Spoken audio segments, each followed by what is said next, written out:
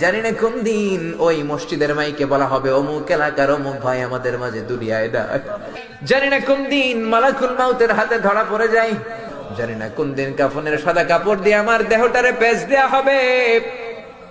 এই দুনিয়ায় আসার একটা সিরিয়াল আছে, যাওয়ার কোনো সিরিয়াল নাই। আসার সময় তুমি দাদা পাঠাও, তারপরে বাবা, তারপরে ছেলে, তারপরে নাতি। কিন্তু যাওয়ার সময় মাঝে মাঝে দাদার আগে নাতি চলে যায়, যাওয়ার সময় মার আগে মাঝে মাঝে মেয়ে চলে যায়।